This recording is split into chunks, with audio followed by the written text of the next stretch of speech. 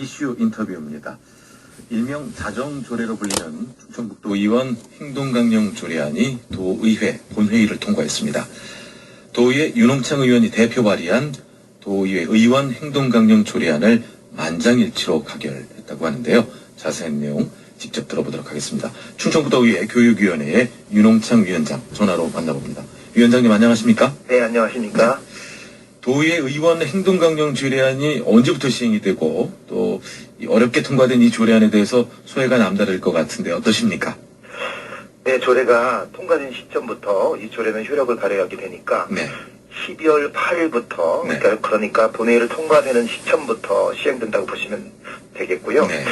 또 이것에 대한 소회는 먼저 이렇게 격려해 주시고 지지를 보내주신 도민들에게 먼저 감사드리고요. 네. 의원님들 스스로 규제하고 통제하는 것이 참 사실은 어려운 일입니다. 그렇죠. 그런데 기꺼이 이런 규제들을 가결시켜 주신 동료 의원님들에게도 진심으로 감사를 드리고 있습니다. 네. 이 조례 제정을 통해서요, 도의원의 책임과 역할을 다시 한번 이렇게 되짚어보고 네. 그렇게 실천해 나가는 계기가 되기를 좀 바라봅니다. 네. 어쨌든가 큰 문제 없이 의결되었다는 것이 너무 기쁘고요. 네. 또 의미 있었고 또 제 자신적으로는 굉장히 반갑고 그렇습니다. 사실 이 행동강령 조례안 같은 건 필요 없을 만큼 물 흐르듯 지내야 되는 거 아니겠습니까? 네, 그렇습니다. 네. 하지만 몇몇 이제 불미스러운 일이 발생하면서 이 행동강령을 도입해야 한다 이 목소리가 사실 그 어느 때보다도 높았던 건 알고 계시죠? 예, 잘 알고 있습니다. 그래서 먼저 이 조례 제정의 의미를 한번 되짚어 봐야 됩니다. 네. 의원들이 가진 기득권이나 특권을 스스로 내려놓는 거죠. 네.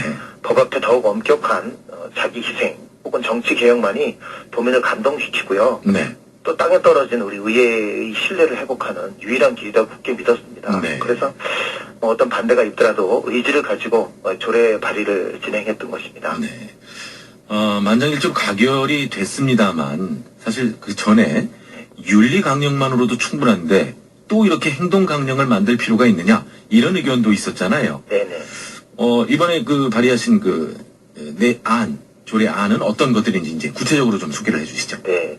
이게 시간상으로 더 말씀을 드릴 수는 없지만 네. 그동안 윤리실천 규범은요. 네. 포괄적인 그러니까 넓은 의미에서 이렇게 해서는 아니 된다 하는 정도로 조례가 이렇게 만들어져 있었습니다. 네. 그런데 이번에 도의원 행동강령 조례에서는요. 세부 사항을 구체적으로 만들어 놓은 것이 특징입니다. 네. 몇 가지만 이렇게 좀 짚어보자면 네. 도의원 행동강령 조례안의 주요 내용으로 이해관계 직무의 회피라든지 네. 예산의 목적의 사용 금지 네. 또 혹은 이권 개입의 금지 네. 직무 관련 정보를 이용한 거래 등의 제한 네.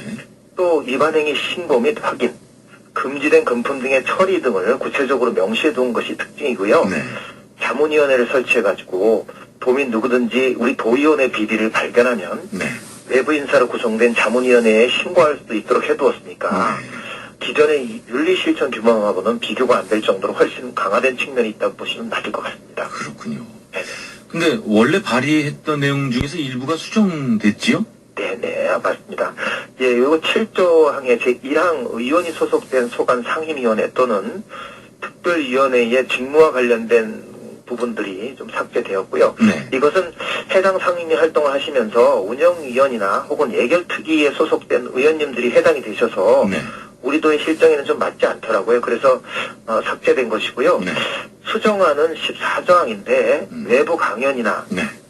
세미나 공청회 혹은 토론회 등에 참여하면서 의원님들이 이게 대가를 받을 것을 이렇게 예상하면서 나가게 되면 네.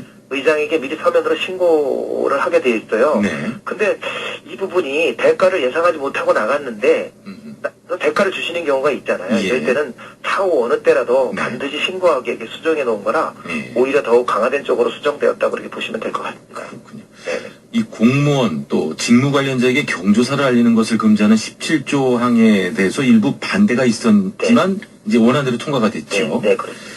이 행동강령 조례안 내용 만들면서 정말 쉽지가 않았을 것 같은데 가장 어려웠던 부분은 어떤 부분이 있을까요? 이게 사실은 이제 반대라기보다는 네. 경조사를 알리는 범위가 어느 정도까지냐를 놓고 여러 가지 이견이 좀 있으셨다고 보시면 되겠습니다. 네. 그래서 제가 그 직무와 관련돼서 그 규정을 위원회 소속실 직원들을 제외한 모든 이들에게 경조사를 알리지 못하는 것이 어떠냐라고 네. 이렇게 제안을 해서 만들었고요. 네.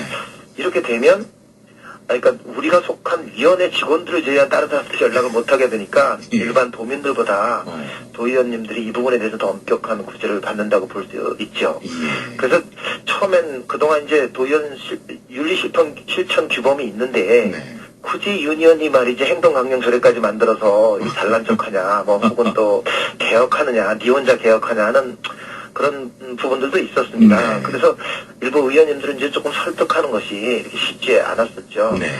그렇지만 뭐 지난달 이 청렴조례가 절차상 문제를 이렇게 또 지적하는 의원님들 때문에 운영위에 계류되면서 보류될 때는 정말 좋겠더라고요. 이게 개인적으로 힘들고 좀 어려웠는데 예. 그렇지만 이 청렴조례안의 세부 사항들을 설명드린 가운데 몇 가지 오해가 이게 풀리셨습니다. 네. 그래서 반대하시는 의원님들도 행동 강령 조례를 위한 반대가 아니고 네. 조례 절차나 우리도에 즉각적으로 적용하기가 좀 애매한 사항들에 대해서 문제 제기를 하셨으니까 네. 기꺼이 제가 감수할 수 있었다는 그런 말씀을 또 드리겠습니다. 그렇군요. 이제 이 행동강령, 이제 발효가 된 거 아니겠습니까? 네, 그렇습니다. 예. 자, 끝으로 사실 일부, 의원들의 이 도덕적 해이라든가, 네. 막무가내식 행동, 이 서두에 윤 의원께서도 말씀하셨습니다만 가장 시급한 것이 바로 도민들로부터의 신뢰 회복 아니겠습니까? 네, 네. 앞으로 어떤 노력들이 더 필요할까요? 그동안 언론을 통해서 이렇게 노출된 우리 지방의원님들의 문제는 뭐 일일이 다혈할 수 없을 만큼 많이 있지 않았습니까? 네. 그래서 이제 도민들의 싸늘한 눈길을 주신 것들도 알고 있고요. 개인적으로는 저도 배지를 한동안은 못 달고 다녔던 적도 있었습니다. 네. 그러나 이렇게 작은 시작이지만 이런 행동 강령 조례를 통해서 우리 의원님들이 스스로 자정할 수 있는 그런 계기가 조금 마련되었다고 봅니다. 네. 그런 우리 도의원들이 도민들에게 많은 질타와 꾸중을 들었지만 또 그럼에도 불구하고 한 구석에서는 혁신하고 변화하려는 나름의 노력이 있었다는 그런 말씀도 좀 드리겠습니다. 네. 앞으로 이제 도민의 입장에서 낮게 또 더 낮게 도민들이 원하는 눈높이까지 내려가야죠. 네. 그래서 도민이 원하시는 개혁의 의회가 되고 또 도민이 원하시는 희망의 의회가 돼야 되겠다 이런 다짐을 좀 드리겠습니다. 알겠습니다. 예, 고맙습니다. 충청북도의회 교육위원회 윤홍창 위원장이었습니다. 오늘 말씀 감사합니다. 예, 감사합니다.